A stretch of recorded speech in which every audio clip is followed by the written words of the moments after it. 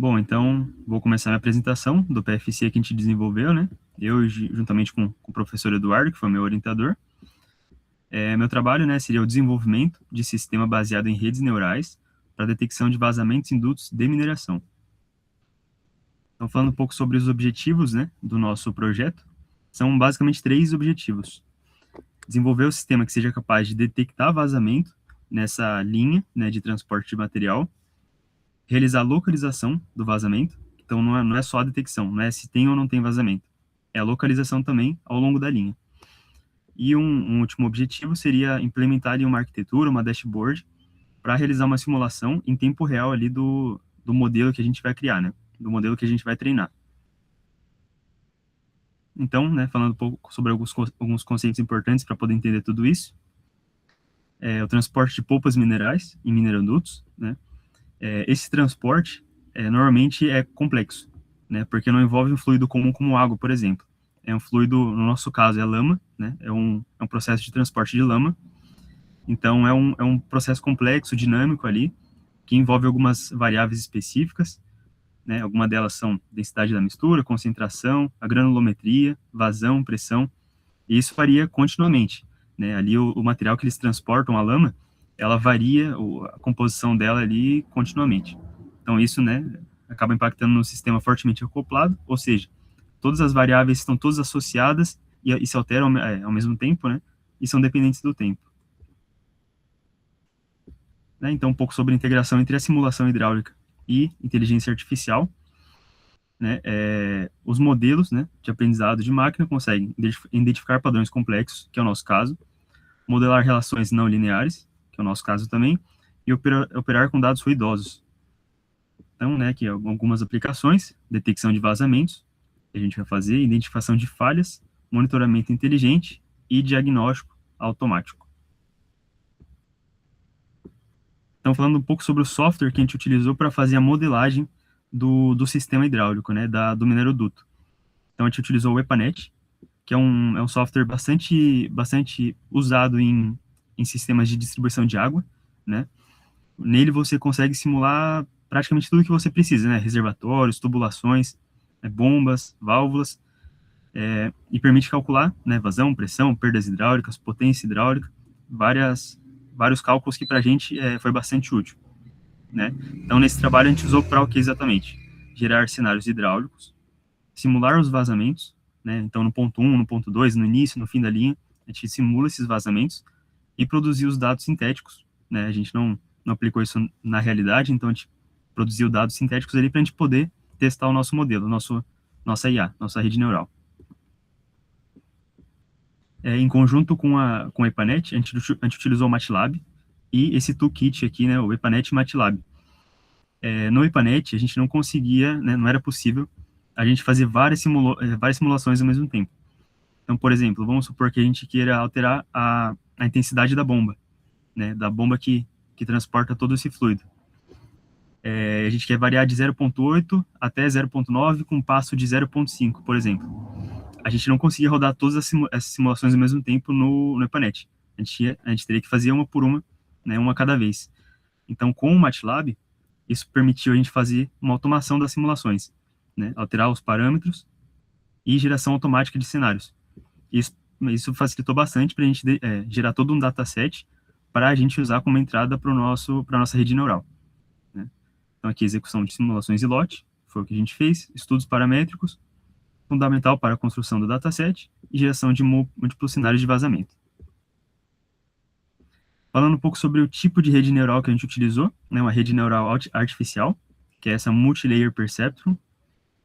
Ela basicamente possui, né, camadas de entrada, que são onde a gente vai imputar os dados, né, no nosso caso, os dados de vazão, pressão, velocidade da bomba, uma camada de saída, que toda a previsão que a gente vai fazer vai se dar nessa camada de saída, e algumas, né, dependendo da nossa aplicação, algumas camadas intermediárias, que são as camadas ocultas, que é onde ocorre toda a questão de imposição de pesos ali para o funcionamento, para o treinamento dessa rede neural. Características, né, conexões totalmente conectadas. Então, todas as entradas aqui vão ser conectadas a todos os neurônios, que é o que a gente chama, né, em cada nó dessa rede. propagação feed-forward, mais uma vez, ou seja, vai passar por todos os neurônios, né? Algumas funções de ativação. Essas funções de ativação nada mais são do que funções para aplicação de pesos nesses neurônios e de geração de saídas. Então, a gente aplica essas funções tanto nas camadas intermediárias quanto nas camadas de saída. Depois eu vou explicar certinho para vocês quais exatamente a gente usou no nosso trabalho. A aplicação são duas, detecção de vazamentos e a classificação por zonas, ou seja, a localização do vazamento. A gente utilizou o Node-RED também, né, para a gente poder criar a dashboard ali, nosso supervisório, para poder fazer a simulação dos dados. É uma ferramenta, né, baseada em fluxo, desenvolvida para aplicações de automação, IoT e tudo mais. Então, no contexto industrial, bastante utilizada em supervisão, em supervisórios, monitoramento contínuo, aquisição de dados, integração com sensores, processamentos de eventos em tempo real. São todas as características que a gente usou aqui no desenvolvimento do nosso trabalho. Então, agora um pouco sobre a metodologia que a gente aplicou. Essa aqui é a sequência, né, que a gente seguiu no nosso trabalho. Então, primeiramente, a gente realizou a simulação, a modelagem hidráulica no EPANET, né? Então, a gente tendo o modelo real, né, esse projeto foi feito em parceria com a CBA. Então, os dados dos dutos, do material que estava sendo transportado, eles passaram para a gente fez toda essa simulação no EPANET. Aí, a partir, né, desse modelo do EPANET com o MATLAB, a gente fez a geração do dataset para o treinamento da nossa rede neural. Antes de jogar tudo isso para a nossa rede, a gente teve que fazer o pré-processamento e engenharia de atributos nesses dados, né? Não é só jogar simplesmente ali na rede. A gente teve que fazer todo um processamento. O treinamento da rede neural, propriamente dito, a gente teve que implementar uma API para a gente poder fazer a comunicação entre o modelo treinado e o nosso dashboard, nosso supervisório, né, no Node-RED. Então, aqui, integração com o Node-RED e o monitoramento em tempo real via dashboard. Então, falando um pouco sobre a geração e caracterização dos dados, como eu falei, a gente utilizou esses dois softwares para a geração do modelo. Aqui são alguns dados da linha de Llama, né, que a gente utilizou como base para o desenvolvimento. Esses dados foram fornecidos pela CBA, né, e essa etapa inicial teve início em um outro trabalho, né, esse trabalho aqui, modelagem e simulação computacional de mineroduto de resíduo de bauxita, e eu comecei a fazer parte desse projeto na minha iniciação, né, então aqui no PFC a gente deu seguimento com esse desenvolvimento de localização e detecção do vazamento. Aqui a gente tem uma imagem de satélite, né, do mineroduto. Então aqui seria a refinaria da CBA, essa linha em azul seria o mineroduto, e aqui no final a barragem do Palmital, né, que é onde está o filtro prensa aqui. Filtro prensa é como eu posso falar, é um processo ali é o processamento da lama, né? Então, antes de jogar na barragem, eles passam por um processamento aqui. Aí foi essa linha que a gente utilizou como base para o nosso desenvolvimento. Quais variáveis a gente considerou? Vazão de entrada e saída, pressão de entrada e saída e velocidade da bomba. Nesse caso, a gente estava considerando não 2 sensores, né, mas 2 pontos para sensores, que seria apenas no início da linha e no final da linha. Por isso, somente a vazão e pressão de entrada e saída. A estrutura do nosso dataset, né? Aqui tem um print com alguns dados do nosso dataset. Então, a gente tem vazão de entrada e saída, pressão de entrada e saída, velocidade da bomba. Aqui seria a velocidade nominal, né? Então, por exemplo, uma bomba de 1.800 RPM. Aqui a gente definiu, né, 0.9, 0.8, 1.2. A gente foi variando esse valor. Intensidade do vazamento. A gente definiu alguns níveis de intensidade para o vazamento em um único ponto. Então, por exemplo, no ponto 5, a gente definiu uma intensidade de 1 metro cúbico, 5 metros cúbicos por hora e 10 metros cúbicos. A gente considerou alguns outros valores, né? A gente considerou 1, 3, 5, 7, 9 e 10. Que eles estão um pouco mais para o final aqui do dataset, então não está mostrando aqui.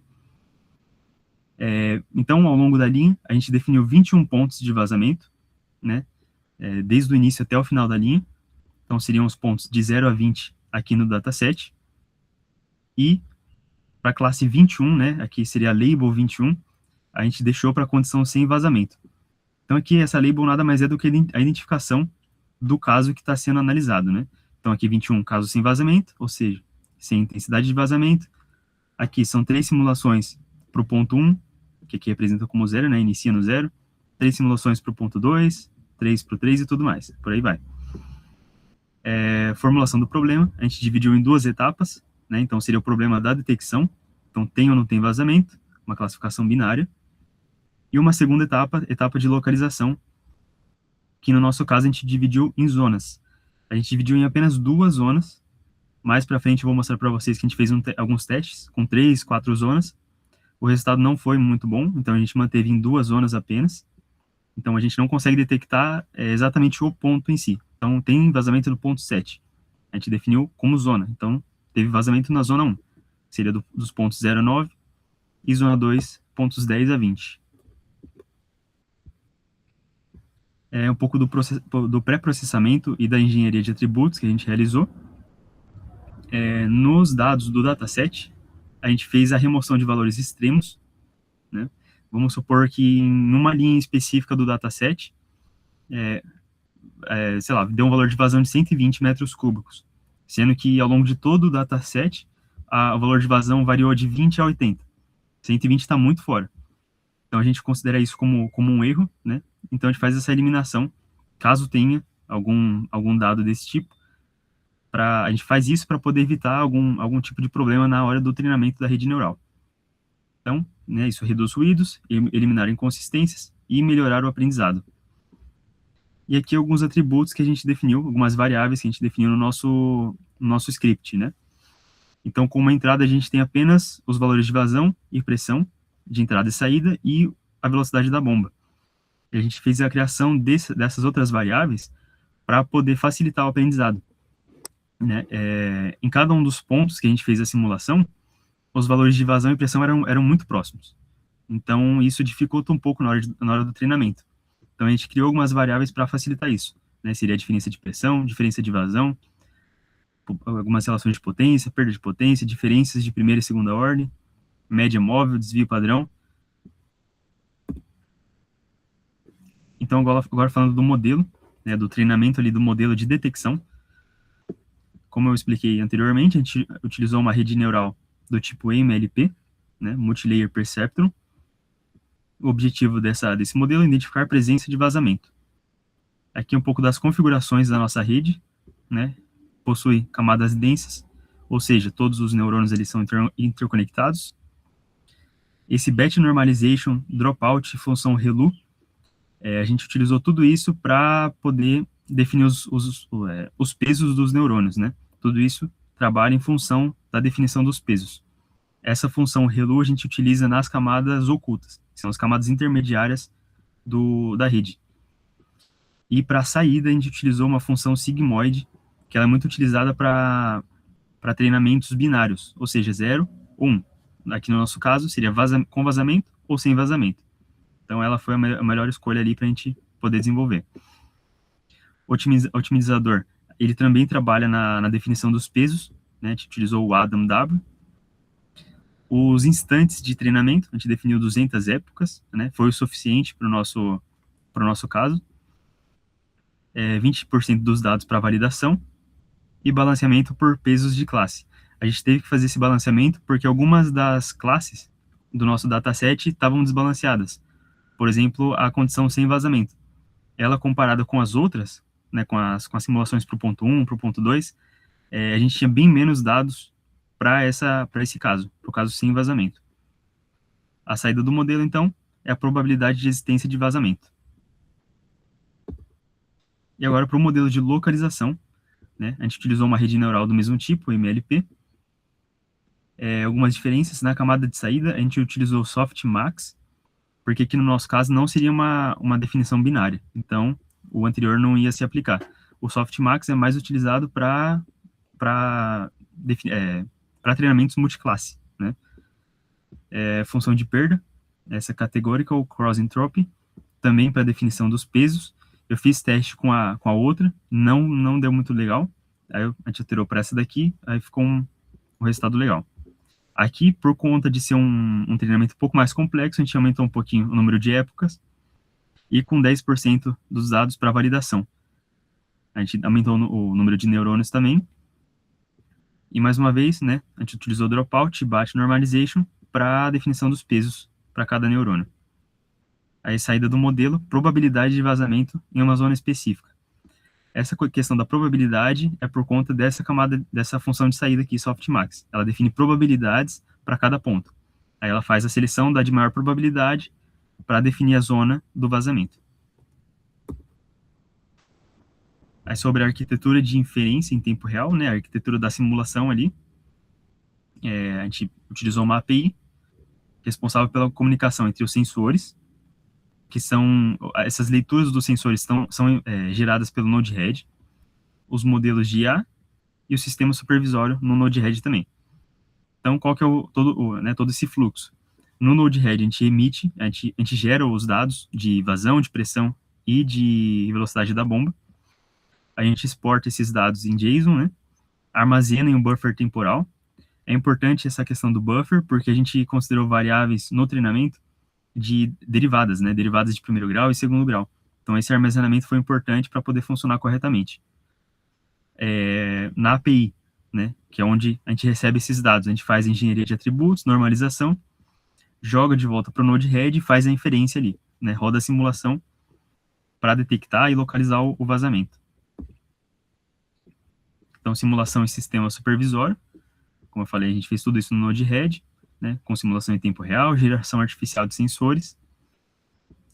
Funcionalidades eu já comentei também. Então, realiza o envio dos dados para a API, processa as respostas da API, as saídas da API, e exibe tudo isso na nossa dashboard. Então, nas simulações, a gente simula todos os casos, né, dos pontos 0 a 20, e o caso sem vazamento, que seria o de label 21. Aí a gente inseriu um ruído, né, por conta de ser isso que ocorreria na vida real, por conta dos sensores, que podem ter ali uma variação esperada. Então, a gente inseriu um ruído para poder aproximar ao máximo da realidade. E alternância automática das condições de simulação ali, né? Então, rodam alguns instantes numa simulação específica, aí depois a gente alterna para outro caso, e por aí vai. Essa simulação é dinâmica. Então, falando um pouco sobre os resultados que a gente obteve. Os resultados do treinamento do modelo de detecção, né? Esse aqui, embaixo, é um relatório do treinamento. Então, seria 0 ou 1, sem vazamento aqui em cima, no 0, e com vazamento no 1. A gente obteve a acurácia máxima, acurácia próxima de 100%, né? É um valor bem alto, bem considerável, foi bem legal. Precisão maior ou igual a 0,96. Recall. O recall nada mais é do que a capacidade do modelo de escolher corretamente, né, o caso, ou seja, com vazamento ou sem vazamento. Então, o quão isso, né, ele estipula ali a qualidade dessa saída que ele gera. E F1 score, ele nada mais é do que uma relação entre essas duas variáveis aqui, né, a precisão e o recall. Então, por exemplo, se em um caso a gente tem uma precisão muito alta e um recall muito baixo, aí nessa variável aqui a gente tem uma visão um pouco mais geral do desempenho do nosso modelo. Então, os destaques, classe vazamento, né, com precisão, recall e F1 score de 100%. Seria esse 1 aqui. Então, 100% das vezes que teve vazamento, o modelo conseguiu prever corretamente. Né? Então, interpretação, uma alta capacidade de identificar os vazamentos, baixa ocorrência de falsos alarmes e modelo confiável para aplicações práticas. Esses valores, para o caso sem vazamento, eles foram um pouquinho menores. Acredito que seja por conta da quantidade de dados no dataset. Mesmo a gente fazendo aquela normalização, né, aquele balanceamento, a gente ainda teve uma diferença com relação ao caso com vazamento. Mas mesmo assim foi um resultado bem, bem satisfatório. Agora os resultados para o treinamento do modelo de localização. Então, né, como eu falei, uma abordagem localizada, uma abordagem adotada, né, de localização baseada em zonas. Isso, né, acaba reduzindo a complexidade do problema Essa foi uma limitação para a gente, porque a gente só teve sensores, né, só considerou sensores no início e no fim da linha, né, numa linha de mineroduto de mais de 1 quilômetro de comprimento. Então, isso foi uma limitação pro projeto, né. Motivação, é o que eu falei, apenas sensores na entrada e saída, dificuldade de prever ponto exato do vazamento.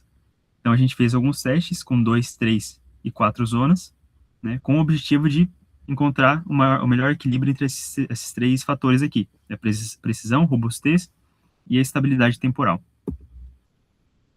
Então, aqui, os resultados do treinamento do modelo de localização, considerando apenas 2 zonas. A gente teve uma acurácia média de 93%, e o F1 score, né, como eu falei, é a relação dessas duas variáveis aqui, desses dois resultados, de 0,93. Então, né, como resultado, uma boa identificação da região do vazamento e desempenho equilibrado entre as zonas. Vantagens, maior robustez, melhor estabilidade em tempo real, e aqui em tempo real seria no ambiente de simulação, né, e não no ambiente de treinamento, e menor sensibilidade a ruídos.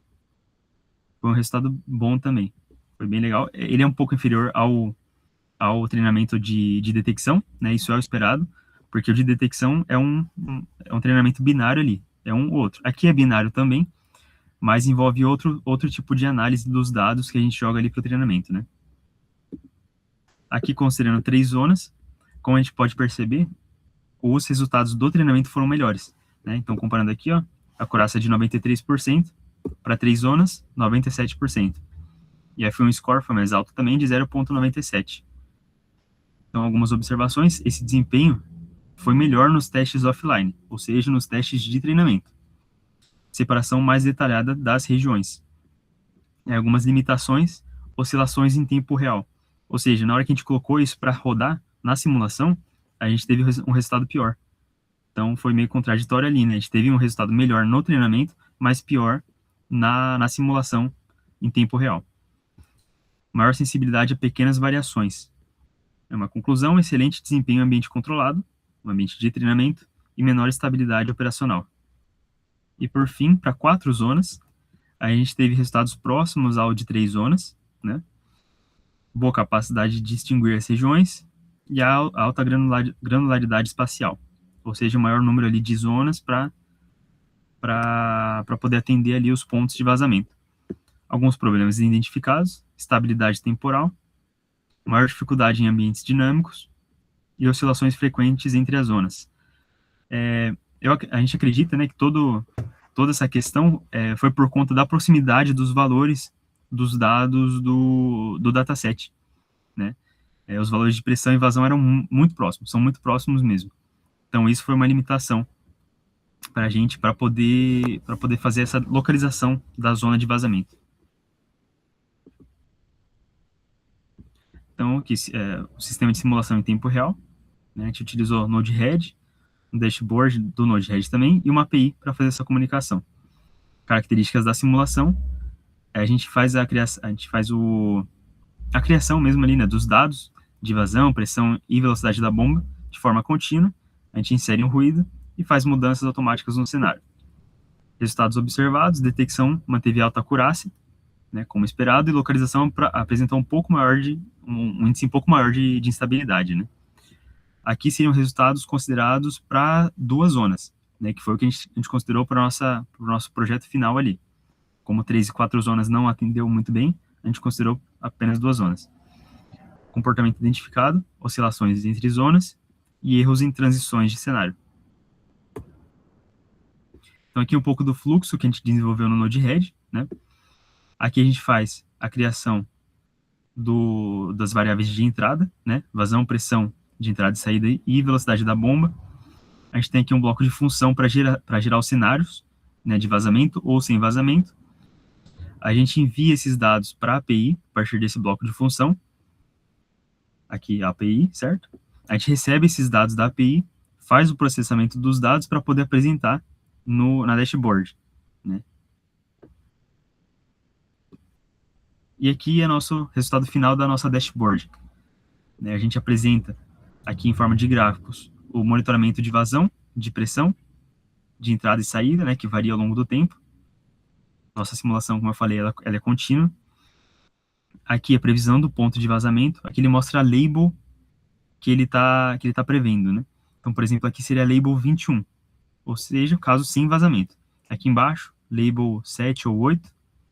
Aqui embaixo, label 6 ou 7. Né? Então, aqui ele vai mostrando de forma gráfica, de forma mais visual. Aqui embaixo, leitura dos sensores, que vão se alterando também continuamente. E aqui, a aba de previsão. Né? Então, a partir do momento que a gente coloca o modelo para rodar, e a gente insere ali os dados de entrada, ele diz para a gente se a previsão dele é de vazamento ou não vazamento, e ele prevê a zona também. Aqui ele mostra o ponto real, que é o ponto que a gente utilizou para fazer o input ali dos dados, né? Que no caso real seria um ponto realmente que está ocorrendo o vazamento. E aqui ele diz, né, ele faz a comparação desse ponto real com a zona prevista e diz se a zona é correta ou não. Então, discutindo um pouco sobre os resultados, né? O grande motivo dessa diferença entre o modelo de treinamento ali, né? O treinamento do modelo em si e o treinamento, a aplicação em tempo real, na simulação.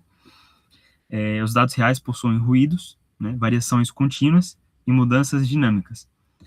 E por a gente utilizar também variáveis de derivadas, né, de primeiro e segundo grau, isso vai acumulando ao longo do tempo, aí acabou gerando algumas dificuldades na previsão do modelo. Impacto do número de zonas, né, mais zonas, classes mais parecidas. Então, acaba, né, gerando uma maior dificuldade de separação ali das zonas.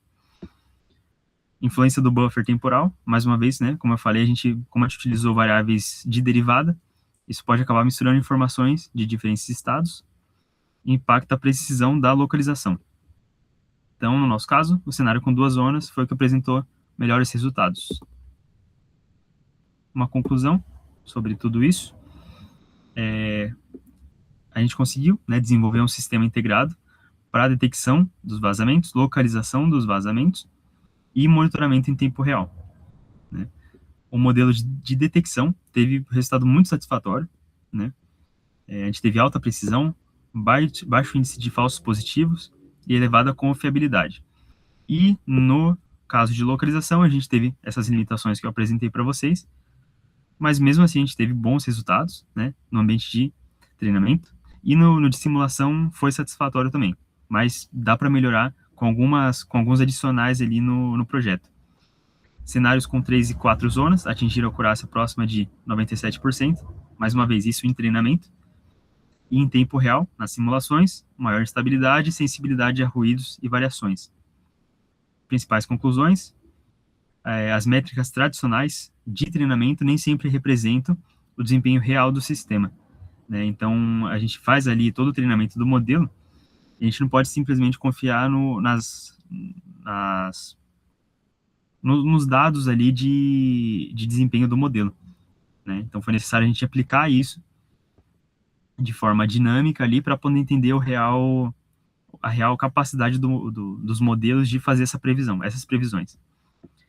Configuração com 2 zonas apresentou melhor estabilidade, maior robustez e melhor equilíbrio prático. Algumas contribuições do trabalho, né? A gente foi capaz de integrar todo esse, né, questão da simulação hidráulica, inteligência artificial e um sistema supervisório em tempo real. E para trabalhos futuros, né, o principal, no meu ver, seria a gente testar ali um aumento de número de sensores ao longo da linha. Isso foi a grande limitação para a questão da localização. Então, adicionando mais sensores ao longo da linha, isso com certeza melhoraria bastante a localização. A utilização de dados reais e de sensores, né, como eu falei, a gente não aplicou isso na prática, então o próximo passo seria isso. E estratégias avançadas de divisão hidráulica por zonas. Então, uma conclusão final, né, a abordagem proposta mostrou-se viável e promissora para aplicações inteligentes de monitoramento hidráulico. Esse desenvolvimento que a gente fez, né, acredito que seja bem importante, como, né, a gente sabe que ocorreu em Brumadinho, por exemplo, os vazamentos, como posso dizer, a quebra, né, das barragens e tudo mais, acaba impactando, né, na vida das pessoas ali, da vegetação, de toda a fauna e flora local ali. Então, eu acho que é importante a gente, né, desenvolver esse tipo de trabalho, que acaba facilitando o monitoramento da linha ali e deixa tudo um pouco mais seguro para, né, para poder... Fica mais fácil de realizar essa detecção e localização de possíveis vazamentos. Então, é isso, né? Queria agradecer vocês por terem tirado o tempo aí para fazer minha avaliação. E agora eu vou abrir para as perguntas. Podem ficar à vontade.